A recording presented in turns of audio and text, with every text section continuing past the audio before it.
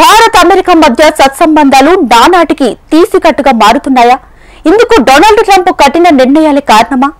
ఏ దేశంపై లేనంతగా భారత్పై అత్యధిక సుంకాలు విధించడం వెనుక అసలు కారణాలేంటి? రష్యా చమురు కొనుగోలు అంశాన్ని సాకుగా చూపుతుందా? సుంకాలే కాక వీసా జారీపైన అమెరికాకు ఎందుకంత అక్కాసు? మోదీ గొప్ప ప్రధానమంత్రి అంటూనే భారత్ పై ట్రంప్ ఎందుకని మొండిగా వ్యవహరిస్తున్నారు? భారత్తో కయ్యం అగ్రరాజ్యానికి నష్టమా? భారత్ అమెరికా తాజా సంబంధాలపై స్పెషల్ ఫోకస్ ఇప్పుడు చూద్దాం. భారత్ అమెరికా రెండు అతిపెద్ద ప్రజాస్వామ్య దేశాలు. ప్రపంచ జనాభాలో ఎక్కువ జనాభా గల దేశంగా భారత్ విరాజిల్లుతోంటే ప్రపంచ అగ్రరాజ్యంగా ఆయుధ సంపత్తితో పాటు వ్యాపార వాణిజ్య రంగాలలో దిగ్గజ దేశంగా అమెరికా విలసిల్లుతోంది. ప్రపంచ పరిస్థితుల నేపథ్యంలో రెండు దేశాలు కలిసి ఉంటే ఎన్నో లాభాలున్నాయి. కానీ డొనాల్డ్ ట్రంప్ అమెరికా ఫస్ట్ అంటూ ఆ దేశ అధ్యక్షుడిగా మరోసారి బాధ్యతలు చేపట్టాక పరిస్థితులు ఒక్కసారిగా మారిపోయాయి. భారత్పై ఆంక్షల పర్వం మొదలైంది. సుంకాలు రెట్టింపు చేశారు. ట్రంప్ సలహాదారు పీటర్ నవారో ఎప్పటికప్పుడు భారత్పై తీవ్రమైన వ్యాఖ్యలు చేస్తూ భారత్ను రెచ్చగొట్టే ధోరణితో కారుకూతలు కూస్తున్నారు. తాజాగా మళ్లీ ఇండియాపై తీవ్ర వ్యాఖ్యలు చేసి భారత్ను రెచ్చగొట్టే ప్రయత్నం చేశాడు. అమెరికా ఆంక్షల నేపథ్యంలో ప్రధాని నరేంద్ర మోడీ చాలా ఆచితూచి వ్యవహరిస్తున్న భారత్ అమెరికా సంబంధాలు క్రమంగా బలహీనమవుతూనే ఉన్నాయి. అయితే ఈ పరిస్థితులు ఎన్నాళ్లుంటాయి? వీటికి ముగింపు ఎప్పుడు? $1 మిలియన్ ప్రశ్నగా మారింది. భారత్ రష్యా చమురు కొనుగోలు చేస్తుండటంపై పీటర్ నవారో మరోసారి నోరు పారేసుకున్నారు. అమెరికాతో వాణిజ్య చర్చలపై భారత్ ఏదో ఒక సమయంలో దిగొస్తుందన్నాడు. అమెరికా దిగుమతులపై ఏ దేశం వేయనంతగా భారత్ ఎక్కువ సుంకాలు వసూలు చేస్తోందని నవారో ఆరోపించాడు. ఈ భారీ టారిఫ్లను తాము ఎదుర్కోవాల్సి వస్తోందన్నాడు. ఉక్రెయిన్ భూభాగాన్ని రష్యా ఆక్రమించక ముందు ఆ దేశంతో భారత్ చమురు కొనుగోలు తక్కువగానే ఉండేదన్నారు. ఆ తర్వాత నుంచి పెద్ద మొత్తంలో లాభాలు పొందేందుకు ఎక్కువగా కొనుగోలు చేస్తోందన్నాడు. యూరోపియన్ యూనియన్, జపాన్, దక్షిణ కొరియా, ఫిలిప్పీన్స్, ఇండోనేషియా వంటి దేశాలు అమెరికాతో గొప్ప వాణిజ్య ఒప్పందాలు కుదుర్చుకున్నాయన్నాడు. యుఎస్ నుంచి లాభం పొందామని అగ్రరాజ్యం మార్కెట్లు తమకు అవసరమనే విషయాన్ని ఆ దేశాలు గుర్తించాయన్నాడు. ఈ సందర్భంగా భారత్ కూడా ఏదో ఒక సమయంలో తమ దారికి రావాల్సిందేనన్నాడు నవారో. అలా కాకుండా రష్యా, చైనాలతో పొత్తు పెట్టుకోవాలనుకుంటే భారత్కు మంచి గుర్తింపు ఉండదంటూ కూడా తీవ్ర హెచ్చరికలు చేశాడు. అంతటితో ఆగక రష్యాతో అంటకాగే దేశాలపై సుంకాలు సబబేనన్నాడు. రష్యా నుంచి అత్యధికంగా చమురు కొనుగోలు చేస్తున్న చైనాపై అదనపు ఆంక్షలు విధించకపోవడంపైన పీటర్ నవారో నోరు పారేసుకున్నాడు.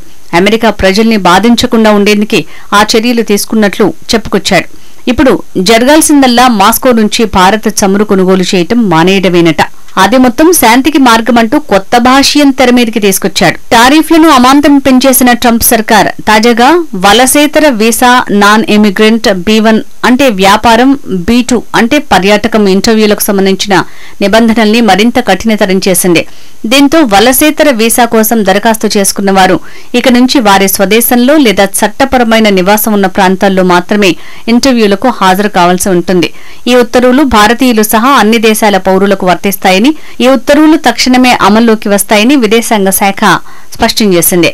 స్వల్పకాలంలో ఇంటర్వ్యూలు పొందాలనుకునేవారు ఇప్పటివరకు వారు పనిచేస్తున్న దేశాల నుంచి వలసేతర వీసాలకు దరఖాస్తు చేసుకుని అక్కడే ఇంటర్వ్యూలకు హాజరయ్యేవారు. తాజా నిబంధనలతో వీరు ఇకపై ఆ అవకాశాన్ని కోల్పోనున్నారు. H1B లేదా F1 వీసాదారులు అనధికారికంగా ఉద్యోగాలు చేస్తూ ఆదాయం పొందుతున్నట్టు గుర్తిస్తే అలాంటి వారికి వీసా నిరాకరించడం, దేశంలోకి ప్రవేశాన్ని నిరాకరించడంతో పాటు దేశం నుంచి బహిష్కరణకు గురయ్యే అవకాశం కూడా ఉందట.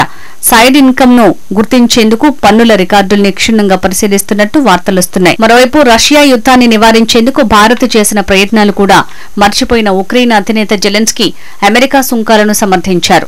రష్యాతో ఒప్పందాలు చేసుకునే దేశాలపై సుంకాలు విధించడం సరైన ఆలోచనేనంటూ తన అభిప్రాయాన్ని కుండబద్దలు కొట్టినట్టు ప్రకటించారు. అటు అమెరికా అధ్యక్షుడు ట్రంప్ సుంకాల రూపంలో విసురుతున్న సవాళ్లను ఉమ్మడిగా ఎదుర్కోవాలని చైనా అధ్యక్షుడు జిన్పింగ్ బ్రిక్స్ దేశాల నేతలకు పిలుపునిచ్చారు. ట్రంప్ ప్రకటించిన సుంకాల యుద్ధం ప్రపంచ ఆర్థిక వ్యవస్థను తీవ్రంగా దెబ్బతీసిందని, అంతర్జాతీయ వాణిజ్య నిబంధనల్ని పూర్తిగా విస్మరించిందని చెప్పారు. బ్రెజిల్, రష్యా, ఇండియా, చైనా, దక్షిణ అమెరికా దేశాల కూటమి అయిన బ్రిక్స్ నేతల సదస్సు సోమవారం వీడియో కాన్ఫరెన్స్ రూపంలో జరిగింది. దీనిని బ్రెజిల్ అధ్యక్షుడు లూను డి సిల్వా నిర్వహించారు.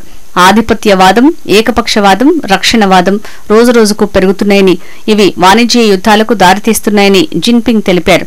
అమెరికా అధ్యక్షుడు ట్రంప్ పేరు ప్రస్తావించకుండా ఆయన ఈ విమర్శలు చేశారు. అమెరికా ప్రాబల్యానికి వ్యతిరేకంగా ఆయన గ్లోబల్ గవర్నెన్స్ ఇనిషియేటివ్ ని ప్రతిపాదించారు. ఈ సదస్సులో ప్రధాని మోడీ తరపున విదేశాంగ మంత్రి జైశంకర్ మాట్లాడుతూ ఆర్థిక విధానాలు న్యాయబద్దంగా పారదర్శకంగా ఉండాలని సూచించారు. భారత్ అమెరికా సంబంధాలు బలహీనపడుతున్నాయన్న వార్తలు వస్తున్న వేళ డొనాల్డ్ ట్రంప్ ఉన్నట్టుండే స్వరం మార్చారు. చైనా చీకటి వలయంలో భారత్ చిక్కుకుపోయిందని విమర్శించిన ఆయన మరుసటి రోజే తన అభిప్రాయాన్ని సవరించుకున్నారు. భారత్ అమెరికా మధ్య బంధం చాలా ప్రత్యేకమైందని చెప్పుకొచ్చారు. దాని గురించి ఆందోళన చెందాల్సిన అవసరం లేదన్నారు.